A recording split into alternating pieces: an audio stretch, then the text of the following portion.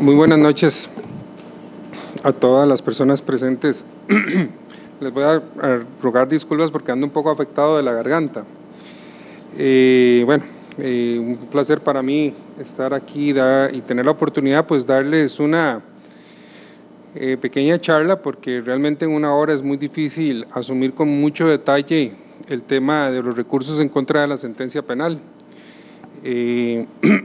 Básicamente pues la experiencia que tengo en este tema es relacionada con mi ocupación, primero como letrado en la Sala Tercera de la Corte Suprema de Justicia, en donde tuve la oportunidad de participar en todo el proceso de reforma, tanto a nivel legislativo como a nivel de lo que fue y lo que ha sido la situación que se dio respecto del derecho al recurso ante la Corte Interamericana de Derechos Humanos y la Comisión Interamericana de Derechos Humanos, lo que fue el proceso de exposición de esta ley, difusión y demás. Y luego ya en el plano jurisdiccional como juez de apelaciones, actualmente tengo 4 años de ser juez de apelación en San Ramón. Bueno, estaba en Cartago, San Ramón, y mi propiedad actualmente, y mi puesto en propiedad es en el segundo circuito judicial. Entonces ese es el motivo por el cual pues puedo hablarles de este tema, y pues voy a tratar de hacerlo bastante ágil para poder dar la mayor cantidad de conocimiento en poco tiempo, aparte de que la hora, como dijo el compañero, ya algunos están durmiendo. Espero que conmigo esos algunos se motiven y los otros no se desmotiven, ¿verdad?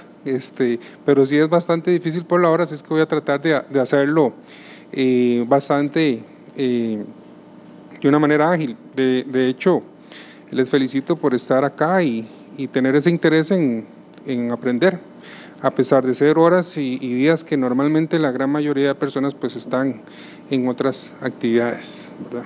Muy bien, vamos a iniciar.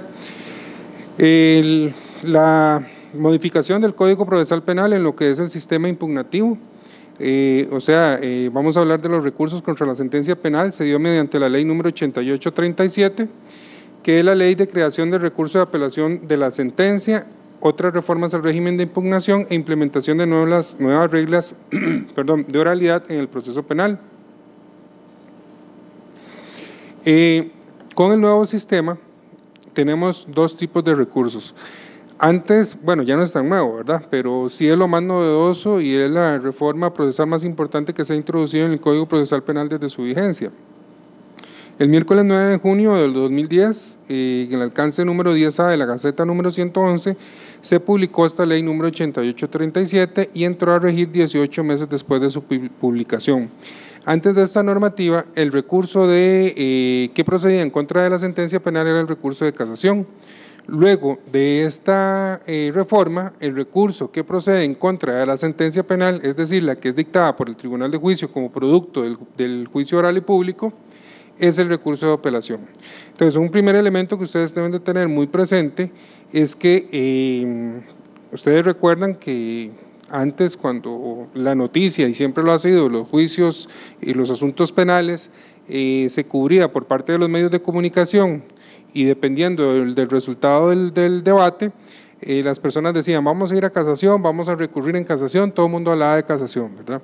Pero a partir de la reforma, aquí no es tanto hablar de casación, sino es hablar de apelación, porque la casación no procede en contra de la sentencia penal, primero que todo, y segundo, el recurso de apelación es un recurso ordinario, es decir, es un recurso que procede para atacar por cualquiera de los componentes y contenidos de la sentencia penal, mientras que el recurso de casación es un recurso extraordinario basado en motivos taxativos y muy formalista, ¿verdad?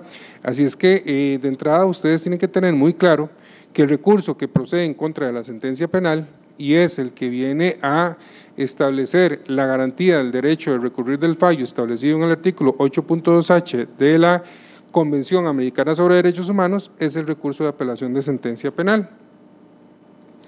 Implicó varias reformas al Código Procesal Penal y vamos a ver de manera muy concreta cuáles son las normas que fueron modificadas y su contenido esencial.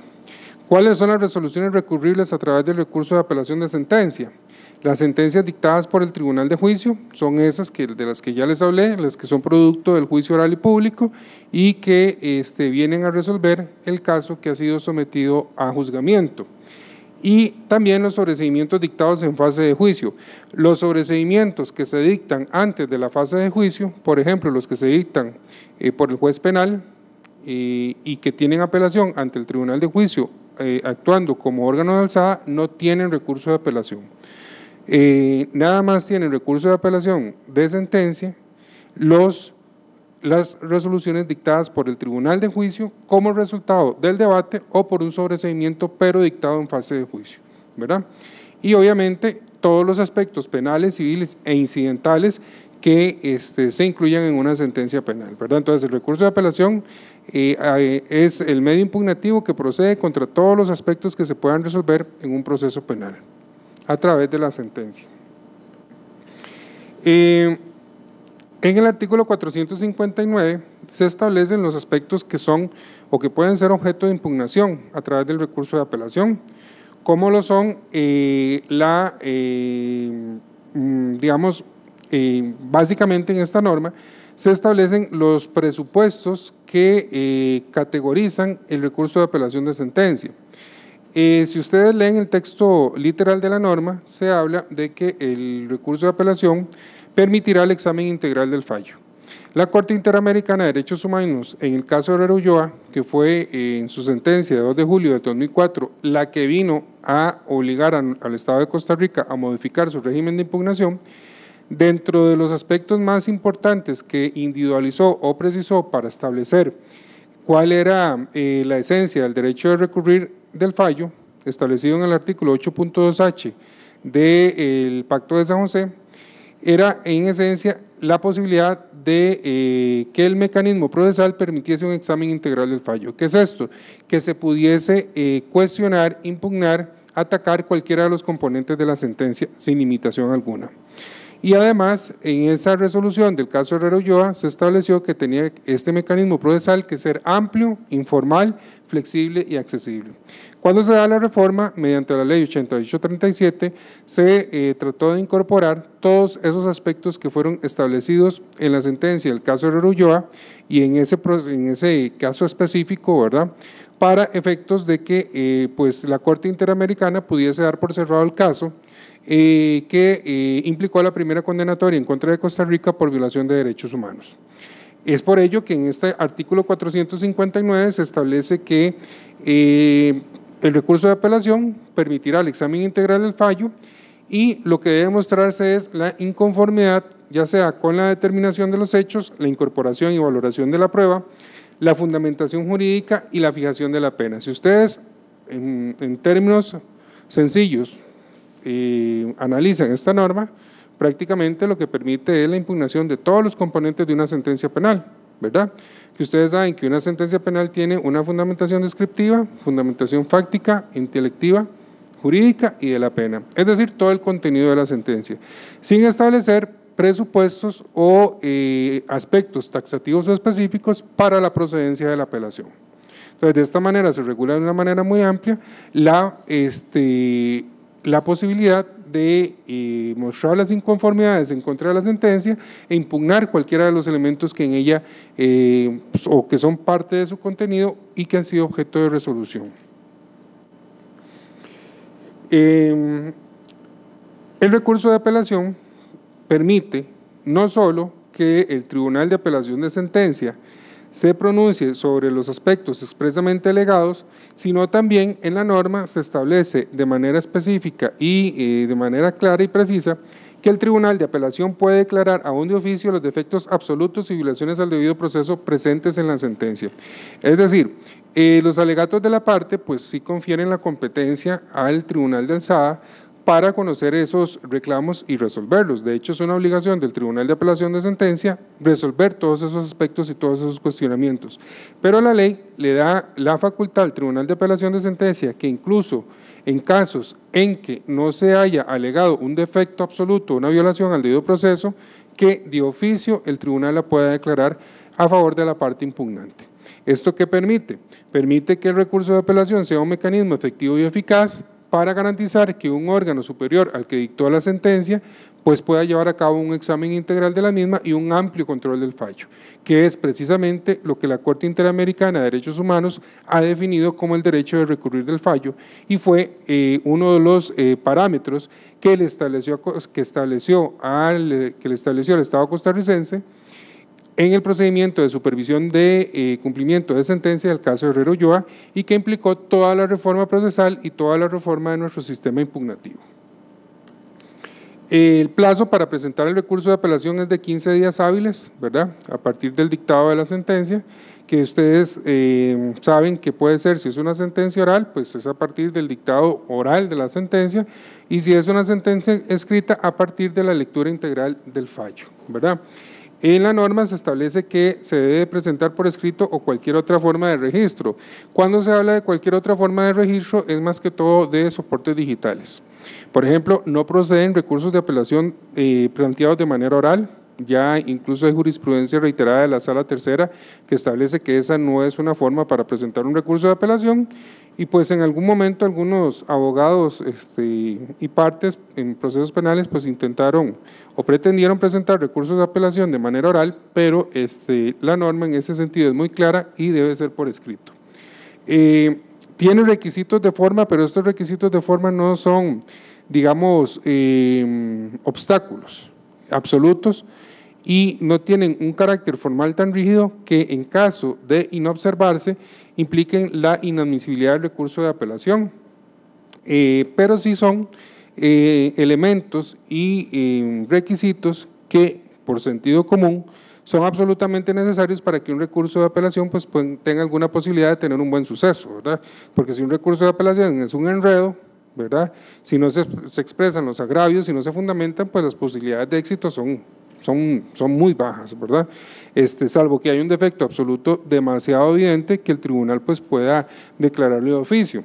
De ahí que en la norma se establece que se deben expresar los fundamentos de la inconformidad. Obviamente, si usted tiene un reclamo, tiene que fundamentarlo para efecto de darle soporte y solidez a su reclamo, ¿verdad? El agravio que le causa, o sea, el desmejoramiento en la situación jurídica de la persona que está presentando o a favor de quien se está presentando el recurso de apelación como producto de una sentencia ilegal o que tiene vicios de algún tipo que implican su ilegalidad y obviamente la pretensión. Sin embargo, si estos elementos no son tan precisos o no son contenidos de una manera perfecta o muy adecuada en el recurso, no implica que por esa sola situación el recurso se vaya a declarar inadmisible, ¿verdad? Es muy importante que tengan presente que la prueba que ustedes pretenden que se reciba en apelación tiene que presentarse y plantearse en el momento en que se interpone el recurso de apelación, ¿verdad? Es el momento procesal en que ustedes deben de presentar la prueba. ¿Por qué así? Porque luego de que se presente el recurso de apelación, se le da audiencia a las otras partes para que se puedan referir al recurso de apelación, es decir, garantizando el derecho de audiencia, de tal forma de que pueda haber un equilibrio procesal y las otras partes pues puedan oponerse o ofrecer algún tipo de prueba respecto de las que ya se han ofrecido previamente por el recurrente y de esa forma es que se regula y se procura un equilibrio procesal. De ahí que en casos en donde se ofrece prueba en fase de apelación, luego de interpuesto el recurso, pues prácticamente tendría que ser pruebas sumamente esenciales o incluso las que son ordenadas de oficio. Pero es la oportunidad procesal y es la que ustedes tienen que tener muy claro y deben respetar a efectos de poder ofrecer prueba en fase de apelación. El trámite de audiencia lo hace el tribunal de juicio, no lo hace el tribunal de apelación de sentencia y es por un plazo de 5 días en donde se da audiencia respecto de la apelación que se ha planteado para que las partes puedan referirse al contenido de esa apelación, las pruebas como ya les indiqué y obviamente para poder interponer, si es del caso, una adhesión o presentar un recurso de apelación por adhesión. Muy bien. El Tribunal de Apelación de Sentencia solo declara inadmisible el recurso de apelación cuando la resolución no es recurrible. Por ejemplo, que se impugne un sobreseimiento dictado por un juez penal, ¿verdad? Esa resolución no es recurrible. Entonces, aquí habría una inimpugnabilidad objetiva por no estar prevista ese mecanismo procesal para cuestionar o recurrir ese tipo de resolución. Si el recurso ha sido interpuesto en forma extemporánea, tampoco, ¿verdad? Obviamente son 15 días hábiles. Aquí no podemos decir que la flexibilidad llega al punto en donde un juez de apelación pueda decir, bueno, pobrecito, solo se le pasó un día el plazo para presentar la apelación y como me cae bien o es un caso que es un caso muy grave, entonces sí se lo voy a aceptar, y en otro caso, simplemente porque al juez no le parece que el asunto tenga esas mismas características, no lo acepta. En este caso la flexibilidad no la abarca. O se presenta dentro de los 15 días o se perdió la posibilidad para presentar la apelación, sumado a que es un plazo bastante importante y muy considerable, ¿verdad? Esto para procedimientos ordinarios. Y luego si la parte no tiene derecho a recurrir, o sea, si el recurso de apelación lo presenta, por ejemplo, alguien que se hace o presenta el recurso, por ejemplo, haciéndose presentar como un tercero eventualmente interesado y realmente nunca ha tenido esa participación en el proceso y no se acredita, pues simplemente el recurso sería inadmisible, ¿verdad? Muy bien. En el artículo 462 se establece la posibilidad de que si el recurso tiene defectos de forma que no impiden su conocimiento y entender los reclamos que se están planteando en contra de la sentencia, que se puede dar trámite al recurso y entrar a conocer los argumentos, ¿verdad? Y si las limitaciones o los defectos en los planteamientos o cuestionamientos en contra de la sentencia son tan graves que impiden conocer cuál es el objetivo de la impugnación, se establece en esta norma que no es procedente declarar inadmisible de entrada el recurso de apelación, sino de conformidad con el artículo 15 del Código Procesal Penal, lo procedente es dar una audiencia a la parte para que pueda corregir esos defectos. Obviamente el Tribunal de Apelación no le puede decir específicamente cuáles son esos defectos en la impugnación, porque ahí podría estar rompiendo el principio de imparcialidad, ¿verdad? No podría decirle, vea, parte, usted está recurriendo y tiene que hacer esto y esto y esto para que su recurso tenga un buen suceso o que se le dé trámite. De eso no se trata. Se le apercibe para que corrija defectos de manera genérica y la parte pues tendrá que corregirlos de acuerdo a sus intereses particulares y obviamente de acuerdo a los presupuestos que la ley requiere para que el recurso sea un mecanismo procesal que permita un efectivo control de la sentencia penal, ¿verdad? Si la parte no corrige los defectos, pues obviamente se le declara inadmisible, pero ya ha tenido la oportunidad de llevar a cabo las modificaciones y con eso se procura garantizar la accesibilidad a la impugnación o al órgano de alzada para que revise la sentencia dictada por el Tribunal de Juicio y no ceñirse o centrarse en aspectos de carácter meramente formal. Es posible convocar a una audiencia oral, ¿verdad? No necesariamente en todos los casos, es lo que se conoce popularmente como vistas, ¿verdad? Vistas de apelación. Pueden ser solicitadas por la parte, pueden ser ordenadas de oficio, ¿verdad? En esta audiencia las partes obviamente lo que hacen es exponer los argumentos que se estiman más importantes para efectos de la tramitación de la apelación y obviamente también el tribunal podría incluso ordenar prueba de oficio. Por ejemplo, si se detecta la existencia de un vicio o defecto absoluto por violación al debido proceso y la parte no lo ha alegado, el Tribunal de Apelación de Sentencia puede ordenar alguna prueba, la realización de una prueba que acredite la existencia de ese defecto, ¿verdad? Tal y como ya lo habíamos analizado. Esto es básicamente lo mismo. Muy bien, estos son los aspectos en el 463 que regulan específicamente la audiencia oral. En esta audiencia oral se puede recibir prueba, ¿verdad? Se procura que cuando se vaya a recibir prueba se materialicen y se sigan todos los principios que integran el juicio oral y público. Pero sí debe quedar muy claro que la fase de alzada o fase de apelación no es un segundo tiempo o tiempo suplementario de la fase de juicio, ¿verdad? No se trata de eso. La fase de apelación lo que tiene como objetivo es el examen integral del fallo, el control de la sentencia y la revisión de la sentencia. No se trata de que si en el juicio, por decirlo así en palabras sencillas, perdí el caso porque condenaron a mi representado, por ejemplo, voy a ir a apelación con nuevas pruebas y a pretender que se haga un segundo o un nuevo juicio en alzada para procurar un resultado diferente, porque de eso no se trata, ¿verdad? Y eso sí tienen que tenerlo muy claro.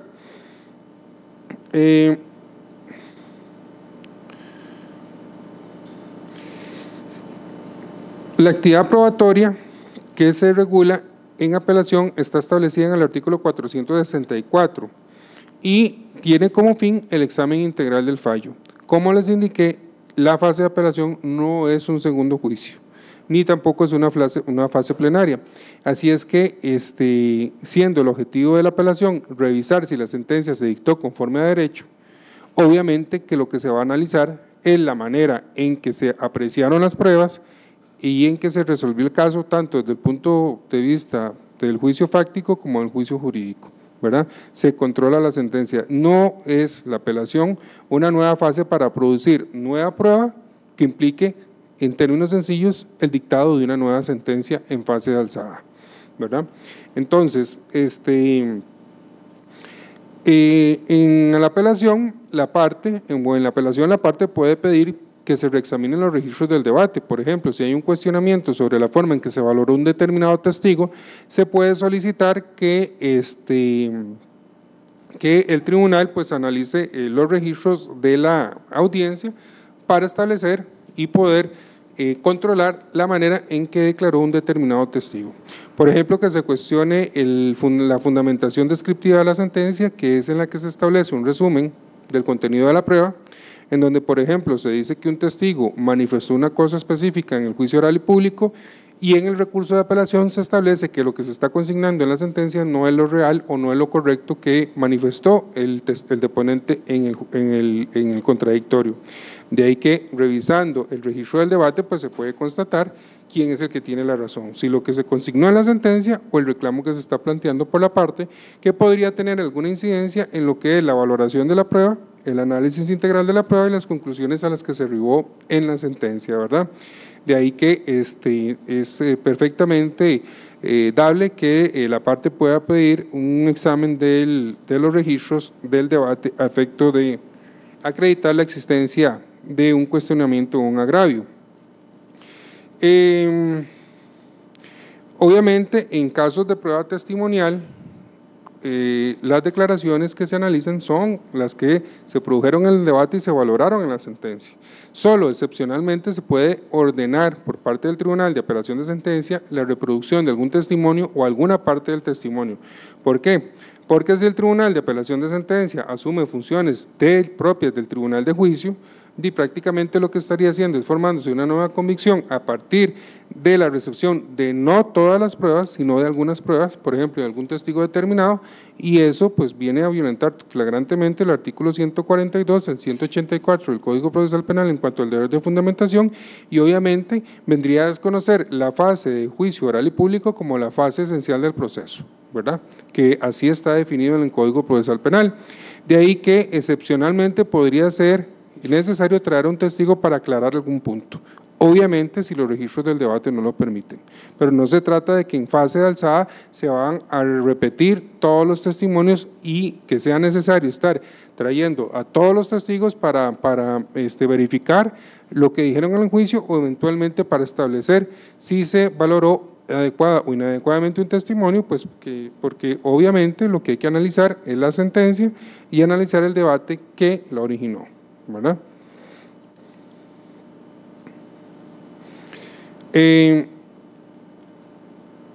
Pruebas nuevas es posible establecer en apelación. Se resalta en esta imagen el solo porque la prueba nueva no es indiscriminada, y se lo reitero, y esto por la experiencia que tiene uno como juez de apelación. Quienes presentan recursos de apelación en muchas ocasiones creen que esto es un segundo juicio o creen que es una nueva oportunidad para venir a tratar de demostrar una nueva verdad, ¿verdad? Que esa se construye a partir del juicio oral y público. Entonces, la prueba nueva está definida claramente en sus supuestos en la ley. Aparte que el derecho de recurrir del fallo, como ya lo indicamos y así definido por la Corte Interamericana de Derechos Humanos, es la posibilidad de lograr un examen integral del fallo, no la posibilidad de lograr un segundo juicio o un mini plenario o un segundo juicio por parte de un órgano superior al que dictó la sentencia. Porque si esto es así y el órgano superior vuelve a realizar prueba y vuelve a tomar un nuevo criterio respecto del caso, realmente estaría dictando una nueva sentencia en fase de alzada. Y de eso no se trata, ¿verdad? ¿Cuáles son los 3 supuestos de prueba nueva? La prueba ofrecida en su oportunidad, pero que fue arbitrariamente rechazada. Por ejemplo, se ofrece un testigo para mejor resolver por parte de la defensa, que tiene, digamos, un matiz y un contenido que revela alguna pertinencia para la solución del caso y por motivos estrictamente formales, el juez de juicio se la deniega, ¿verdad? Ese es un supuesto, prueba arbitrariamente rechazada. La que aparezca como novedosa con posterioridad a la sentencia. Por ejemplo, un testigo que aparece luego del dictado de la sentencia respecto de un homicidio y se presenta ya sea a hablar con la representación fiscal o la defensa a decir que él vio el homicidio, pero que cuando se hizo la investigación estaba fuera del país, pero ahora que está regresando al país se está dando cuenta que la persona fue condenada o fue absuelta, dependiendo del caso, y que él conoce la verdad de los hechos. Y es un testigo que nunca se había hecho llegar al expediente, que nunca se había sabido de su existencia y que es una prueba nueva que podría ofrecerse y que podría venir a tener un peso muy importante en la solución del caso. Y el otro supuesto es aquella que, aunque existiendo previamente, no estuvo en la posibilidad efectiva de ser ofrecida por el interesado en su momento. Por ejemplo, se sabe la existencia de un testigo, pero resulta que este testigo se fue para Estados Unidos y se fue ilegal o mojado, como se dice popularmente, y se sabía que esta persona no podía regresar a Costa Rica por cuanto si se regresaba no podía regresar si se regresaba a nuestro país no podía volver a Estados Unidos y su objetivo era estar allá. Y pues para mala suerte de esta persona es deportada, ¿verdad? Y coincide con el momento en que se está en fase de apelación y ya, digamos, el impedimento que existió para ofrecer ese testigo, que era pertinente y útil para la solución del caso, que era que no estaba en el país, entonces se supera y el tema es que a pesar de que se sabía su relevancia, no había una posibilidad material de ofrecerlo. En este caso los supuestos cambian y es una hipótesis en que podría darse un caso de prueba nueva, ¿verdad? Esos son los únicos 3 casos de prueba nueva. Si hubo omisiones en la investigación, si hubo omisiones en el ejercicio eventualmente de la defensa sobre prueba que no es esencial y no se ofreció oportunamente, no se puede venir a hacer un ofrecimiento indiscriminado de pruebas ante el Tribunal de Apelación de Sentencia. Muy bien, esto ya lo hemos visto. El Tribunal de Apelación de Sentencia debe apreciar los fundamentos de los reclamos invocados en el recurso de tal manera que deberá valorar la forma en que los jueces de juicio apreciaron la prueba y fundamentaron su decisión, es decir, hacer un escrutinio, una fiscalización de la manera en que se valoraron las pruebas a efecto de establecer si lo que se resolvió en la sentencia está ajustado a derecho o no. Obviamente desde la perspectiva no solamente del análisis intelectivo de las pruebas, sino también desde la definición de la determinación de los hechos y las consecuencias jurídicas del caso, ¿verdad? Esta norma básicamente se repite.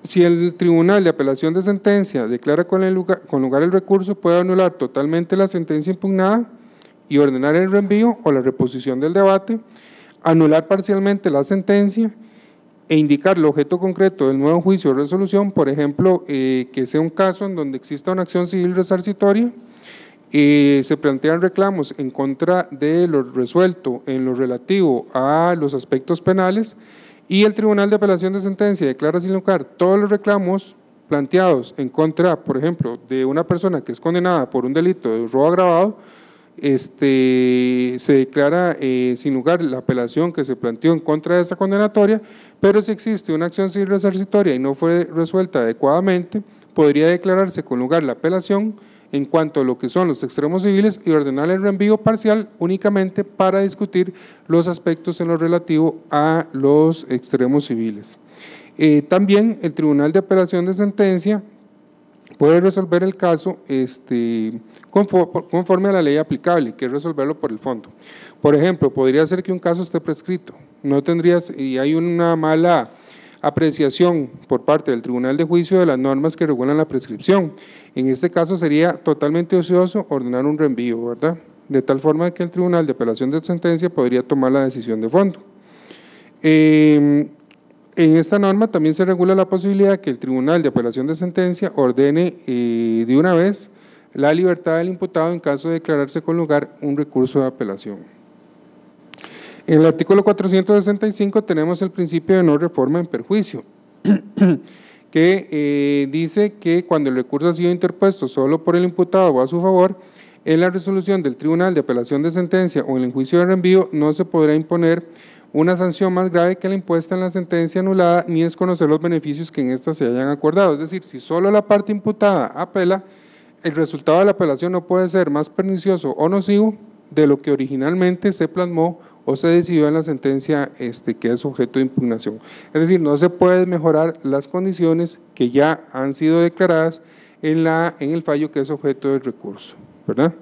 Por ejemplo, si a la persona se le condena por un robo simple, recurre esa condenatoria y resulta que a raíz del análisis del caso se deriva que es un robo agravado lo que existe, no se podría reformar en perjuicio y decir, no, usted es salado, usted vino a recurrir un robo simple, pero realmente hay un robo agravado y ahora vamos a juicio de nuevo y a usted se le puede imponer una pena más grave por el delito que realmente usted cometió. Eso no es procedente, ¿verdad? Obviamente, si el Ministerio Público también recurre, no rige el principio de no reforma en perjuicio, ¿verdad? Es solo cuando recurre la parte imputada y no recurre ninguna otra parte. Por ejemplo, que hay un querellante, ¿verdad? Ahí no operaría este principio. El juicio de reenvío obviamente se hace ante el Tribunal de Juicio y ese juicio de reenvío debe de hacerse con un tribunal o ante el Tribunal de Origen, pero integrado con jueces diferentes y obviamente si el juicio de reenvío implica el dictado de una nueva sentencia, los jueces de apelación que habían conocido previamente el caso no pueden volverlo a conocer de nuevo, ¿verdad? Muy bien, esto es lo referente al recurso de apelación de una manera muy resumida,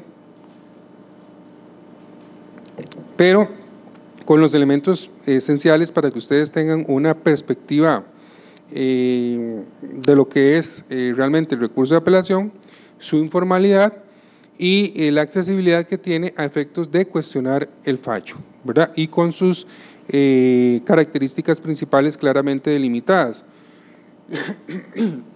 Perdón. Ahora vamos a ver el recurso de casación, que aquí tenemos que cambiar, digamos, la perspectiva y todo lo que les he indicado en cuanto a la informalidad, accesibilidad, flexibilidad del recurso de apelación. ¿Por qué? Porque el recurso de casación, si es formalista, es taxativo y es rígido. De hecho, bueno, ustedes deben de conocer que los números y las estadísticas revelan que los recursos de casación en materia penal más del 80% de los recursos son declarados inadmisibles. Y esto se debe, desde mi criterio personal, a que muchas personas, operadores jurídicos, pues siguen pensando que el recurso de casación es un recurso ordinario y que va a proceder en todos los casos. Y eso no es así, porque el recurso que viene a garantizar el derecho de recurrir del fallo, que es un derecho humano, es el recurso de apelación. El recurso de casación en nuestro país, por decirlo así, es un plus que tienen las partes, ¿verdad?, para eventualmente, si cumplen con los presupuestos específicos y las formalidades que se exigen, poder lograr un control de legalidad por parte de la Sala Tercera, pero es un control de legalidad. Con el recurso de apelación tenemos un examen integral y un amplio control de la sentencia, no solo de legalidad, es de todos los aspectos, ¿verdad? Y eso sí, tienen que tenerlo muy claro. Igualmente, la modificación se da a través de la ley número 8837, crea este nuevo recurso de casación y las resoluciones que son objeto de casación no son las resoluciones dictadas por el Tribunal de Juicio, es decir, no es la sentencia. La resolución que es objeto de casación es la resolución que dicta el Tribunal de Apelación de Sentencia al conocer el recurso de apelación, ¿verdad?, que se plantea en contra del fallo penal. De ahí que no cabe el recurso de casación per saltum, es decir, que la parte pueda decir, como sucede en otras mecanismos procesales que la parte diga, no voy a presentar recurso de apelación, me voy de una vez a la casación. Eso no procede, porque la casación no se interpone en contra de la sentencia dictada por el Tribunal de Juicio, sino contra la resolución dictada por el Tribunal de Apelación de Sentencia. No es una tercera instancia, porque si hablamos de una tercera instancia estaríamos hablando de un recurso ordinario, y no se trata de un recurso ordinario, es un recurso extraordinario. Muy bien. El texto original de la Ley 8837 fue modificado por la Ley número 9021 y dice que el recurso de casación procederá contra las resoluciones dictadas por los tribunales de apelación de sentencia que confirmen total o parcialmente o bien resuelvan en definitiva la sentencia dictada por el Tribunal de Juicio. ¿Qué quiere decir esto? Que las resoluciones que dicta el Tribunal de Apelación de Sentencia que implican la anulación total del fallo dictado por el Tribunal de Juicio no tienen recurso de casación. Hay algunas excepciones creadas por jurisprudencia de la Sala Tercera en donde ha permitido el recurso de casación contra resoluciones de los tribunales de apelación de sentencia que anulan totalmente el fallo, pero ha sido por situaciones muy particulares en donde se genera un desequilibrio procesal, ¿verdad? Pero en principio y la regla es que no, si se anula totalmente el fallo no hay recurso de casación, ¿verdad? Si es una anulación parcial o se resuelve por el fondo el recurso, por ejemplo, se declara sin lugar el recurso, ahí sí podría tener recurso de casación.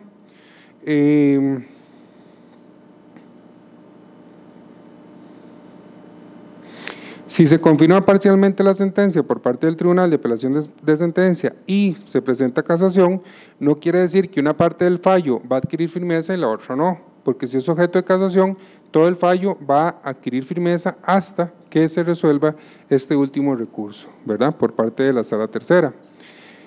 Son dos motivos los que tenemos de casación. Cuando se alegue la existencia de precedentes contradictorios, que este fue uno de los objetivos fundamentales de la reforma, y de mantener la casación, porque como les indiqué, el derecho de recurrir del fallo, que es el derecho humano que se contempla en el artículo 8.2h del Pacto de San José, se garantiza con el recurso de apelación.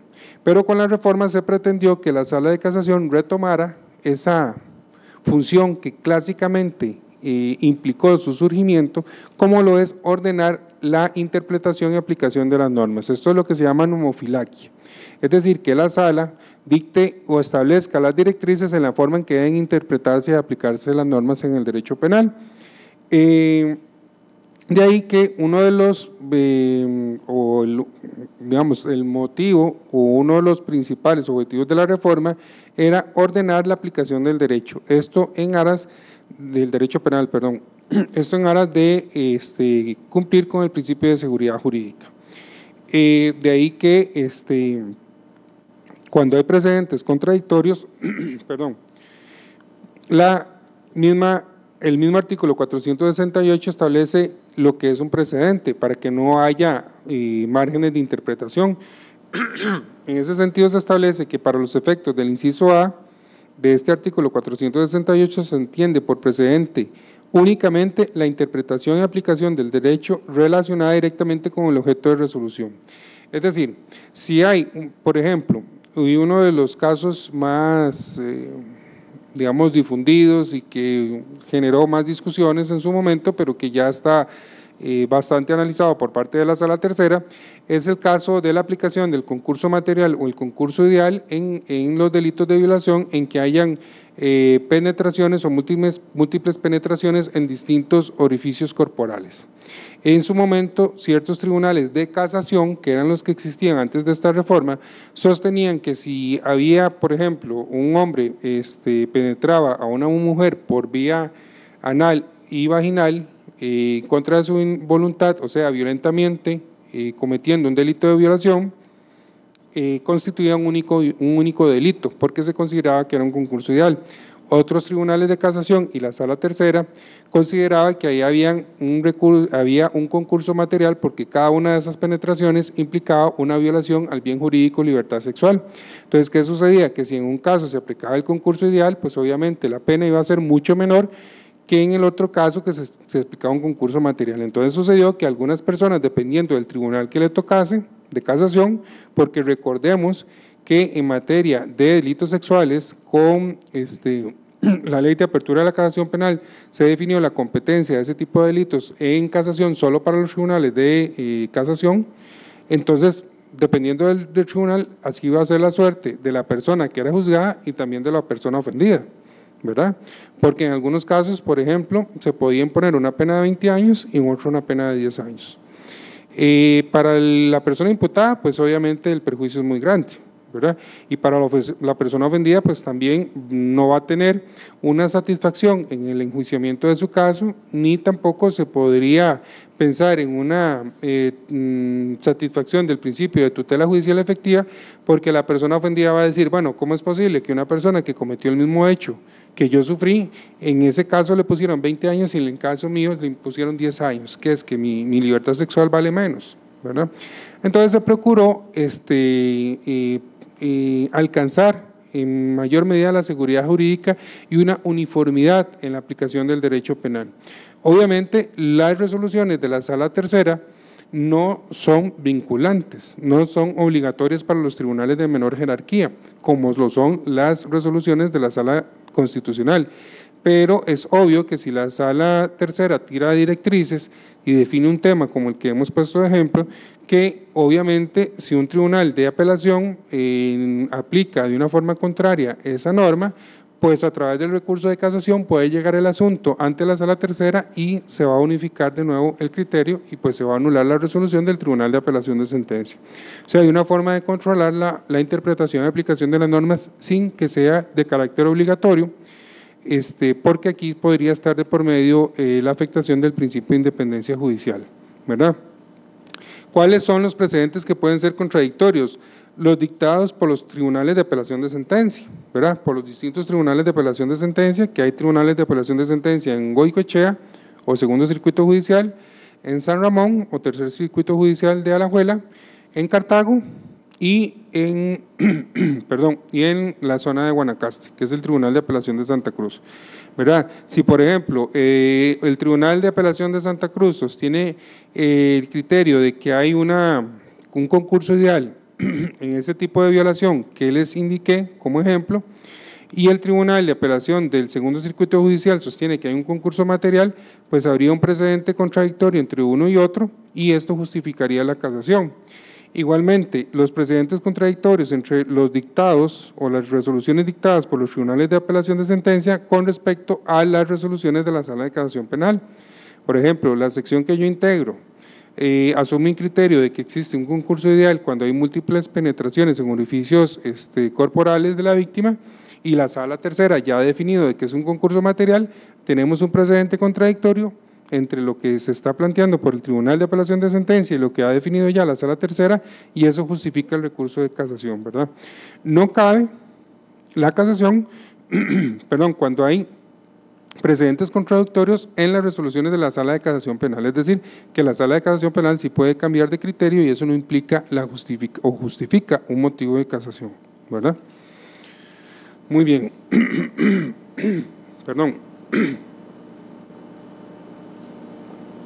El otro motivo de casación es cuando la sentencia inobserve o aplique erróneamente un precepto legal sustantivo procesal.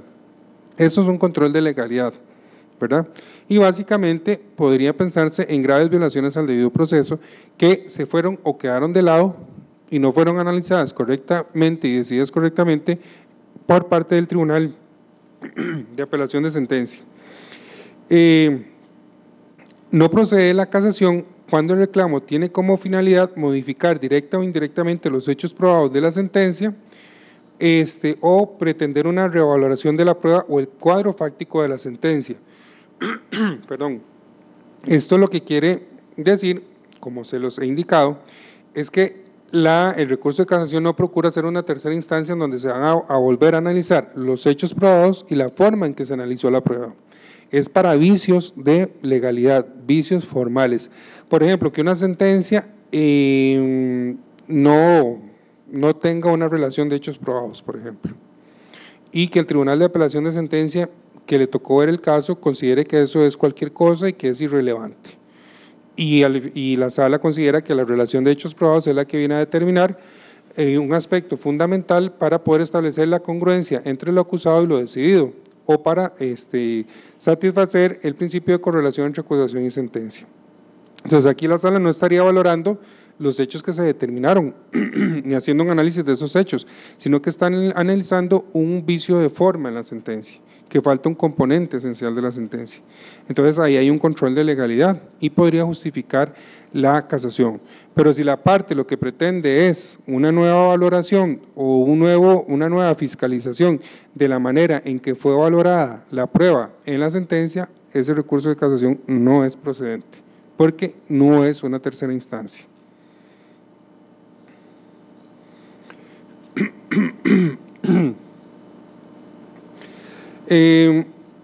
Los defectos que se deben reclamar en casación como reserva de casación son los defectos, los defectos relativos, no son los defectos absolutos. Los defectos absolutos no se subsanan. De ahí que ustedes pues no deben de preocuparse mucho por estar haciendo reservas de casación, porque eso no va a implicar que ustedes no les admitan un recurso de casación. Solamente los defectos relativos, y en la experiencia que tengo nunca he visto un defecto relativo que implique la ilegalidad de una sentencia, ¿verdad? Entonces, esta norma pues básicamente no tiene tanta relevancia en cuanto a lo que es invocar la necesidad de invocar la reserva de casación. El recurso de casación, para poderse interponer, debe respetarse el plazo de 15 días a partir de la notificación de la resolución del Tribunal de Apelación de Sentencia, ¿verdad? Y se puede presentar por escrito cualquier otra forma de registro. Ya sabemos que en muchos lugares hay expedientes virtuales o escritorios digitales, entonces se puede llevar incluso en una llave malla y presentarse de esa manera, o hasta por correo electrónico se ha hecho, ¿verdad? Lo importante es que ustedes dejen constancia y tengan la forma de acreditar que lo están presentando en tiempo, ¿verdad? Eso es sumamente importante. De ahí que yo lo que les recomiendo es que lo presenten por escrito, que le pongan el sello de recibido y que escaneen el documento mejor, ¿verdad? Que ustedes tengan un respaldo escrito de que lo presentaron en tiempo. Todos los requisitos para la interposición del recurso de casación sí tienen que ser clara y debidamente respetados, porque si ustedes incumplen uno, no le van a dar la posibilidad de subsanarlo, sino simplemente les van a declarar inadmisible el recurso de casación. Debe estar debidamente fundado y citar con claridad las disposiciones legales que se consideren inobservadas o erróneamente aplicadas. Aquí ustedes tienen que decir hasta los artículos que están invocando como infringidos. Si no lo hacen, les declaran inadmisible el recurso, ¿verdad? La mención y el contenido de los precedentes contradictorios, si es por el primer motivo de casación que ustedes están planteando el recurso, ¿verdad? Ustedes tienen que indicar en qué consiste la aplicación de la norma en el caso concreto, que implica una contrariedad o implica que hay incongruencia con un precedente que ha sido dictado por otro tribunal de apelación de sentencia o por la sala de casación penal. Entonces tienen que establecer la importancia del punto que se está reclamando y evidenciar que se ha aplicado de forma diferente una misma norma sobre una misma hipótesis fáctica, ¿verdad?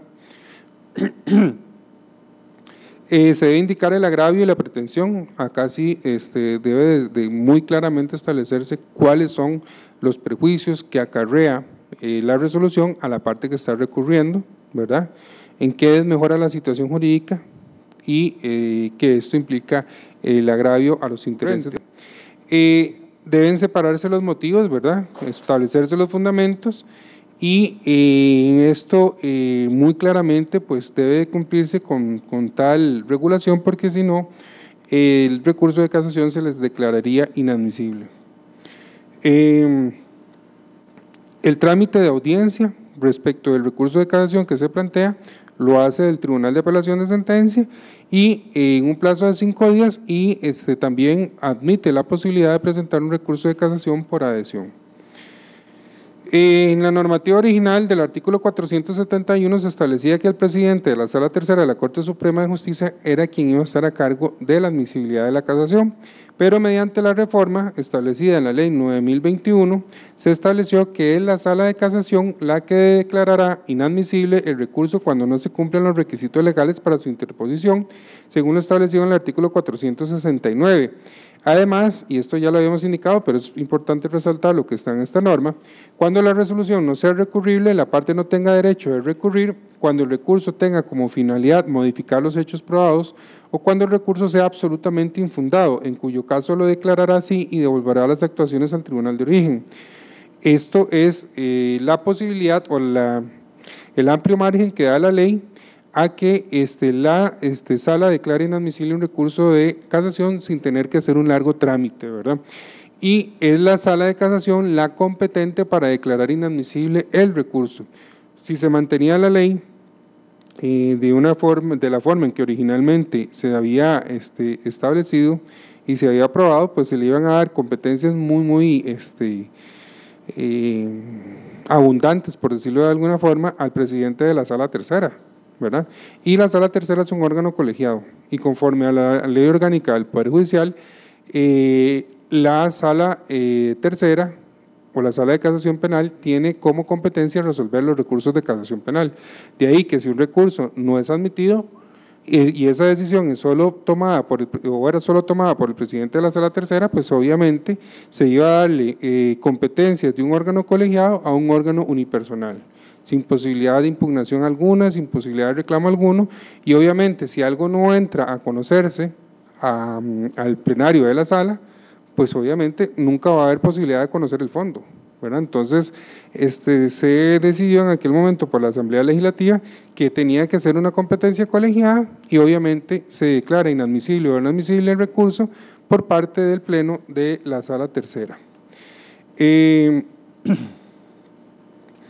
Ya estos puestos los vimos. Si el recurso es admisible, se asigna un magistrado instructor, ¿verdad? Son 5 magistrados. El magistrado instructor es quien lo analiza y plantea un proyecto de resolución y se lo somete a conocimiento a los otros magistrados para que en una votación definan la forma en que se resuelve el recurso, ¿verdad? Se pronuncia sobre los motivos planteados. Esto es porque la competencia de la sala la define los reclamos que presenta la parte, porque aquí sí estamos en presencia de un recurso extraordinario con presupuestos taxativos y la competencia la define la parte, ¿verdad? También es posible pedir una vista oral o una audiencia oral ante la sala tercera, ¿verdad? Y al igual que ante los tribunales de apelación de sentencia.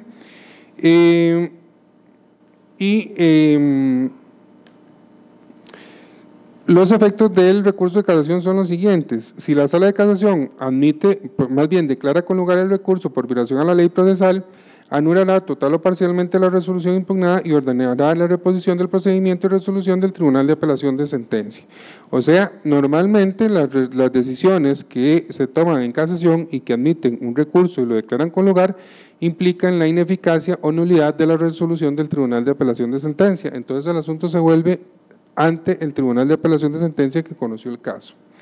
Cuando la anulación es parcial, se indicará el objeto concreto del nuevo procedimiento. Pudiese ser, por ejemplo, que no se anula toda la resolución del Tribunal de Alzada, sino alguna de las partes. Por ejemplo, lo que ya habíamos tocado un poquito, lo que respecta a la decisión de los extremos civiles.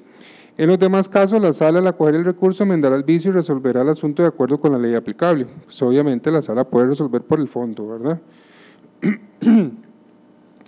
Es excepcional que la sala estime pertinente para tutelar el derecho del imputado a un recurso que implique el examen integral del juicio y la sentencia, el examen integral del juicio y la sentencia que ordene un reenvío ante el tribunal de juicio, ¿verdad? Eso es excepcional, porque la regla es que se anula la resolución del Tribunal de Alzada y se ordena el reenvío del asunto ante el Tribunal de Apelación de Sentencia que dictó la resolución. Pero cuando está de por medio la tutela del derecho del imputado a un recurso que garantice el examen integral del fallo, puede incluso enviar o reenviar el asunto hasta la fase de juicio, anulando el debate, obviamente, y las resoluciones que de él dependan, ¿verdad? Y ordenando el reenvío ante el tribunal de juicio. Ofrecimiento de prueba es muchísimo más limitado que para el recurso de apelación, porque recordemos que se trata de un control de legalidad. ¿Cuándo procede prueba? Cuando el recurso se fundamente en un defecto del procedimiento, defectos formales de procedimiento. o se discuta la forma en que se fue llevado a cabo un acto en contraposición a los registros del procedimiento de apelación de sentencia. Todo tiene que ver con el procedimiento. Aquí no hay prueba nueva.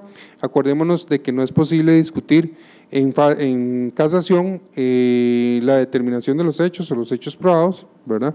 De ahí que no es posible estar estableciendo pruebas nuevas para procurar una modificación de los hechos probados de la sentencia. Son solo pruebas en cuanto a aspectos de forma.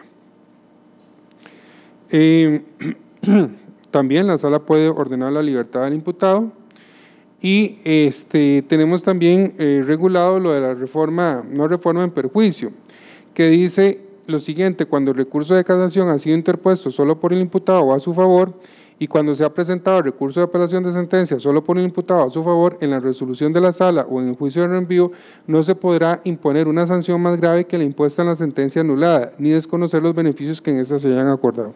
Entonces, si solo se presentó el recurso de apelación y luego viene el recurso de casación, por ejemplo, presentado por el Ministerio Público a raíz de la resolución del Tribunal de Apelación de Sentencia, la resolución de la Sala Tercera no puede desconocer o, digamos, afectar lo que se decidió originalmente en la sentencia que es objeto de impugnación dictada por el Tribunal de Juicio.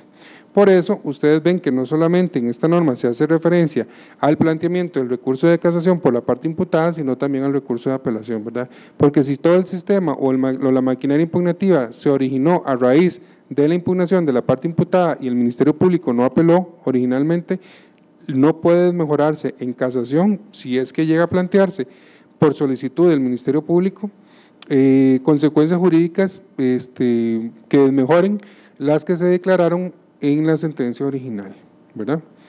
Y tiene una modificación importante respecto a lo que originalmente se reguló en la Ley 8837. El juicio de reenvío, pues obviamente tiene que hacerse por jueces de apelación que no hayan conocido el asunto. Si el caso va hasta el tribunal de juicio, tiene que ser por jueces de juicio que no hayan conocido el debate, y obviamente si el asunto regresa a casación, pues no tendrá que ser integrada a la sala por jueces o magistrados que ya hayan conocido el caso, ¿verdad? Muy bien. Básicamente y en líneas generales, estos son los dos componentes que tiene nuestro sistema procesal en lo que tiene que ver con los recursos en contra de la sentencia penal. Son aspectos muy generales, pero sí básicos, que les permiten diferenciar uno y otro y que ustedes pues tengan una claridad con respecto a los mecanismos procesales que hoy en día rigen en contra del fallo que es dictado por el Tribunal de Juicio. Siguiendo la dinámica que se ha dado en este tipo de charlas, les agradezco mucho su atención, el estar aquí a estas horas y su participación en esta actividad. Entonces les deseo muy buenas noches y de verdad muchas gracias.